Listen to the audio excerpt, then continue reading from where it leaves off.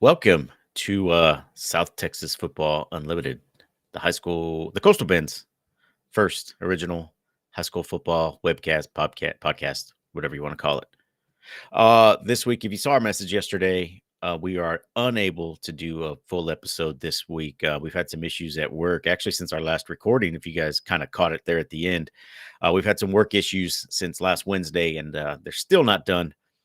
So we really haven't had a whole lot of time to prep between working night shift and sleeping to catch up on the on our rest. So we apologize in advance for not being able to put a show out this week. We did, however, we were able to sit down with I was actually Justin actually had got called out to work for said issues last Thursday, but we had scheduled an interview to be played during the show with Skidmore-Tynan's Marcus Gabriel. If you guys aren't familiar with Marcus's story, he's a senior at Skidmore-Tynan High School. And if you caught our episode a few weeks ago, you saw that Coach David McHugh kind of chimed in and told us an interesting fact about Marcus. He's deaf. He's a varsity athlete who's been playing sports since he was 5. And he's born deaf. We thought it was a pretty interesting story, so we tracked Marcus down, and he was gracious enough to let us interview him with his head coach, Coach Heath Holman, who's his first year in Skidmore. So I want to apologize in advance. Justin and I we talk high school football. We turn valves for a living, and we're not professional interviewers. So bear with us with some of the questions that I asked. We kind of try to pre-prepare everything, and we thought there were some good ones, and then Marcus kind of cut us off at the pass and answered 4 or 5 questions with one sentence. So we took about 15 minutes with Marcus. We hope you enjoy it, and hopefully we'll be back next week. Again, we did not look at any highlights. We did not do anything. We still will be awarding the Elite Tank Solutions Player of the Week award today. The poll is going on for another hour and a half. So if you haven't gone out to go vote yet, go to our Facebook page, go to our Twitter page. It's very tight. It's a tight race right now. It's going to be interesting to see who comes out on top, but we will announce that either late tonight or tomorrow. And hopefully things will settle down at work so we can actually get out to these schools and start presenting these awards. They're just stacking up right now, waiting in the garage. But again, we apologize, and hopefully we'll see you next week, guys.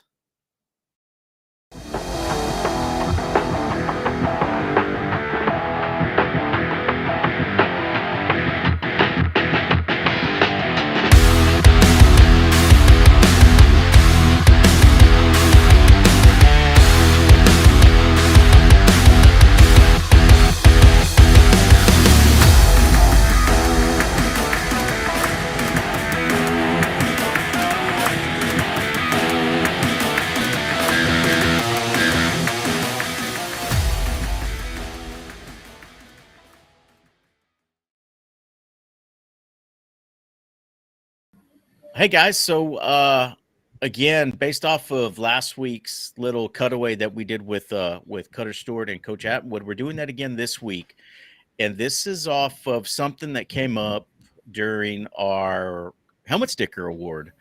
Last week I gave mine to Skidmore-Tynan's Marcus Gabriel for his performance. He had almost 400 yards rushing and it seemed like a million tackles that game, which is a pretty big feat. So if you guys were paying attention to the chat bar, Coach McHugh out of Ingleside chimed in and let us know that Marcus Gabriel is in fact deaf. So we thought that was a very interesting story that we wanted to peel back some layers on that. So we reached out to Marcus on the side when we told him that he won his helmet sticker award, and just to verify. I mean, we're not calling Coach McHugh a liar or anything, but we just wanted to make sure for ourselves that was the case, that he indeed had no hearing, and that is the case.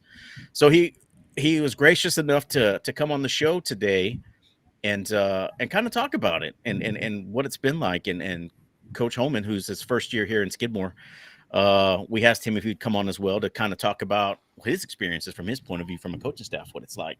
So guys, welcome to the show, and thank you for coming on. Thanks for having us. Thank you. Again, we know it's a busy day for y'all. This is their athletic period. This is actually Thursday, November 3rd. So it's a day after we did our live show, and this will be airing next Wednesday during our live show during the day. But Marcus, man, tell us a little bit about yourself. The first question I had is, at what age did you lose your hearing, or were you born without hearing? So I was born without hearing, sir. Okay. So that kind of negates my second question is what was the cause of your hearing loss? I mean, do you guys know what caused it? And with my mom's genetic side, so I was born without it. So I had to do my mom's side of the family, the genetics. Do you have any other family members since it's a genetics issue? Do you have any other members of the family that have no hearing? I have a 13-year-old brother who is has a hearing loss, not deaf. He has hearing loss, Okay. and then that's it. Wow. So I guess this brings me up to my first question, right? So do you play any other sports besides football? Yes, sir. I play. Really? Okay. So let's take a few steps back here. So when it came to sports, was this something that you wanted to do? Was it something your family wanted to do growing up? How did that unfold? I started playing football when I was 5, so that was something I wanted to do. I always loved sports. I always loved football and everything. So what was the reaction you got from your family with that so I guess this was something that you wanted to do. So what was the reaction from your family? Were they hesitant? Were they just all on board? Well, I mean, what was it? What was it like? Well, they were surprised and happy that I wanted to play sports because I'm deaf, so like it's like a bunch of struggles come with it too. So let's talk about that. So what are some of the struggles that you've had to deal with? Well, like sometimes in the game, like my ear would knock off when I take a hard hit, so I can't hear anything. So I had to improvise and read my quarterback's lips and everything, so I could hear the play. You know. And that you've already answered some of the questions that I had lined out here. So you do read lips and you do wear a hearing device when you play. Yes, So sir. what is that like? Does that add any extra burden wearing the hearing device under your helmet, or are you, because those things aren't cheap, right? I mean they're pretty expensive. So I mean, is it something that you're always concerned about, your family's concerned about? Yes, I'm always concerned about like bringing it in the games, just in case like balls out of my helmet and someone steps on it. So I have to wear a headband and everything. But sometimes the headband slides off. So sometimes in the game I have to take it off and just improvise, just read the lips and everything. So what do you think's easier? Is it easier to wear the device or just read the lips of your quarterback? Just read the lips to the quarterback. It's quick. I have to worry about fixing my ear in the helmet in the huddle. So growing up, obviously it's easier now that you're in high school, and probably easier when you're in junior high. What was that like as a 5 and 6 and a 7-year old having to read lips and wearing a device then? Can you remember back that far? Well, I had a hard time doing it because I was just new to it. So I had a hard time knowing the play game. So like a lot of times when I was little playing the game, I would miss the plays all the time because I would misunderstand the plays. Wow, so that's pretty neat, but the most interesting fact is that you were able to overcome it. So when do you think that it clicked for you, that everything started coming together, when you found a way that worked? When do you think that happened? Well, like as I started learning the game, I started to get used to how to read lips, and like sometimes I would take on my ear and practice so I could practice read my quarterback lips and everything in the game. So and when it comes to game time, I just like that it clicks. Wow. So you were able to take that initiative yourself and take it off and figure out a way to that it would work better for you. Hmm. Coach, what's it what's it been like for you from a coaching standpoint? Well, honestly, when he's got the earpiece in, it's no different than any other player on the field. He talks about he has to take it out sometime. Last game he played the entire second half without his earpiece, and so when you're trying to get his attention from the sideline, to making a correction or adjustment or tell him where he's supposed to line up, and you forget he doesn't have the earpiece in. Uh, but it's not. It hasn't really been a struggle for me or my staff. He's no different than any other player we have, honestly. And with what he does in preparation for, there's really not a whole lot of to do from the sideline to Marcus. The most difficult part lies on his shoulders as a running back. Whenever he has to get the plays in and read the lips from the quarterback, that's that's more his struggle than ours because we're just calling the plays. But he, like you said, he does a great job with it. We hadn't had one delay of game penalty since when he's in the game, and he's reading lips. So it's you can look back at how many delay of games penalties you have when everybody can hear just fine. So yeah, we haven't had one yet, and he's been the one reading lips. So from the running back position, right? It's pretty hard to keep your eyes on the ball, and I'm guessing snap counts and things like that. That's what you're watching, right? You're watching the ball. When the ball moves, that's when you're moving. So Sure. let's talk about audibles and checkdowns. How does that work for you if you're not wearing your device when you're on the field? How does that come about? Well, between me and my quarterback, we have a little sign. So like he'll tap my hip or my shoulder if he call anything other than it. If we're going one, then we go two, he'll just tap me on my hip. Or if we're going one, he'll just tap me on my shoulder just to let me know. Wow, that's pretty interesting. So now let's talk about on the defensive side of the ball. Are you calling plays or? Oh no, sir. Oh, okay. Let me ask you this question. Do you know who Derek Coleman Jr. is? Yes, sir. So have you read his book? Read his back. I used to watch him on YouTube all the time and hear about his story. Pretty similar, isn't it? I think his difference is I think he lost his hearing at the age of 3 is what I was reading about him. But I mean it's got to be a great feeling to have somebody who who's had to overcome the same issues that you've had to overcome, that went to play Division I college football and got to the NFL. For you guys who don't know, Derek Coleman Jr. is he's a deaf NFL player. I think he's a free agent right now. But he was signed by the Seahawks, played a few years for the Seahawks as a fullback, and I think he last was with the Atlanta Falcons, if I'm correct. But I mean, do you see him as an inspiration? Yes. Matter of fact, Derek Coleman, he inspired me to keep going in this sport and learn how to improvise my ways in the sport so I can play well. So let's talk a little bit about baseball. Now, there's not a whole lot of verbal communication in baseball, so you don't really need to. Hearing isn't as important as in football, but let's talk about your time on the baseball field. What position do you play? Catcher. Wow. Okay, so you're essentially the field general, right? You're calling shifts and you're doing this and you're doing that. Wow. So let's talk that a little bit. What's that like? Well, as a catcher, when I can't hear like behind the plate, like all the fans are behind me, screaming and everything.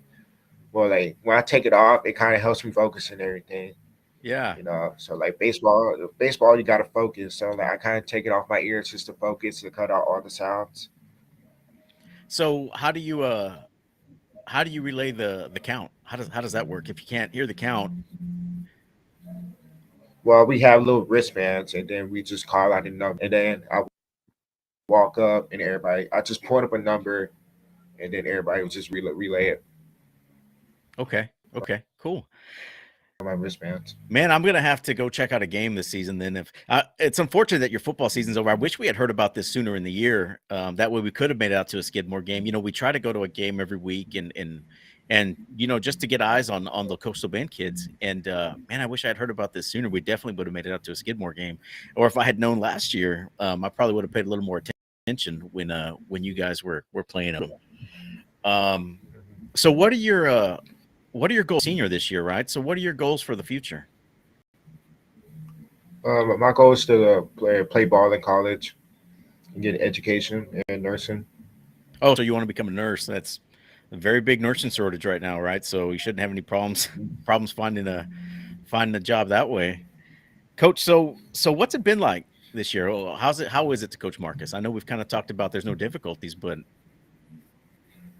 No, it's been a pleasure. You know, when I first got here, I watching film and everything. Marcus stood out right on film before we got to meet the young man. And you know, his mother works here at the school with us, okay. and his dad is DPS officer. And so, you know, meeting Marcus and his character and his mannerisms and his ethics, uh, just profounded what we saw on the game film, and enhanced that. His work ethic is insurmountable. He most of the time he beat the spring in the morning to get in the weight room, and I was here at 5 o'clock. So, you know, he lives in the weight room. You know, not only just the hearing struggles that he's had to overcome, just in general. You know, we had pictures of what he looked like when he was in eighth grade and a freshman in high school.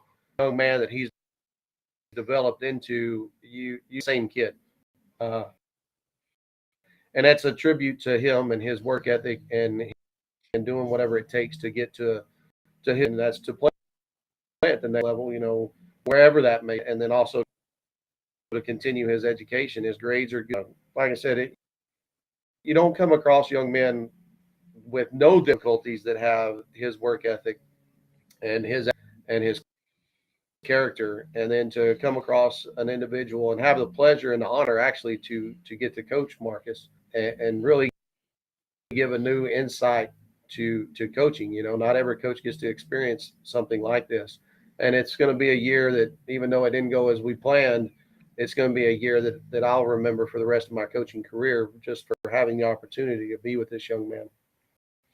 Do you guys have a are you guys have a bye week this week, or is it your last game this week?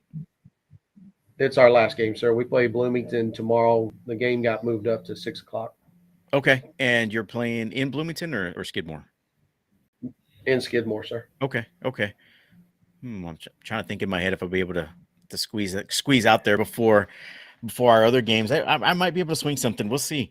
But guys, I'm not going to take too much more of your time. I know you guys have a rest of the class period to get to and get the rest of your day started. But again, for Dustin, we appreciate you guys taking the time to come on. Marcus, before we go, you know, what would you like any college recruiter or anybody to know about you? What would you, I mean, what do you want to say about yourself right now before we go? Well, you know, uh,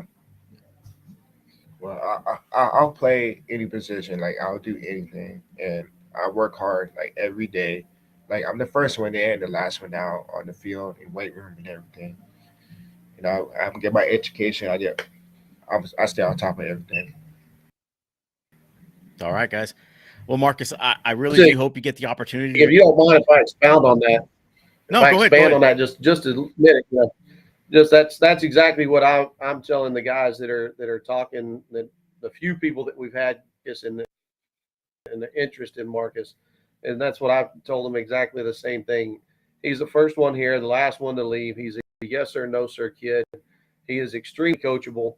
Uh, he's able to take what you're coaching him and relay it, and put it onto the field.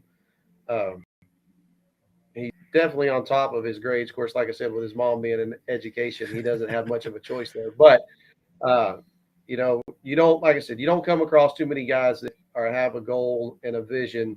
And it's not that they're not going to let anything get in their way to obtain that. They just don't let any outside distraction take away from what they're trying to. And Marcus is a true representation of that. Well, Marcus, again, guys, congratulations. I know, just like you said, Coach, it's not the season you guys wanted, but man, it's an inspirational story, Marcus. I mean, that's something, you know, that, man, you could go on a talking circuit, you know, just on that alone, just to kind of explain what you've been through and what you've accomplished. You know, just football's hard, right? It's not easy. Football is hard, and the fact that you've taken on this challenge and you've met it and you've exceeded anything that anybody's expected of you, probably. I mean, that speaks volumes of your character and the type of person you are. Um, So I hope we get to hear about you playing on Saturdays at any level, right? NAIA, D3, D2, D1. You know, any free education is a free education, right? And if athletics gets you there, it gets you there. Because college isn't cheap right now. It's definitely not cheap, and the prices aren't going down. So, man, we'll help you out as much as we can. I mean, it's not like we know everybody under the sun, but we know a few guys in the college recruiting game. So we'll definitely reach out and help you out any way we can, man. But it was great talking to you. It was great getting to know you guys.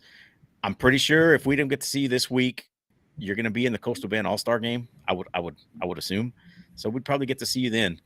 But guys, again, thanks for taking the time out. We appreciate it. And man, we'll definitely check in again at baseball season just to see how that's going. Yeah. Sir. Guys, again, thank you, and we appreciate the time. Hey, thank you so much, Mr. Romero. Appreciate you and appreciate everything you and your partner are doing. That's awesome, man. We really appreciate it. We appreciate it, man. We love to do it. Guys, it's Coach Holman and Marcus Gabriel. We'll be checking in with them later.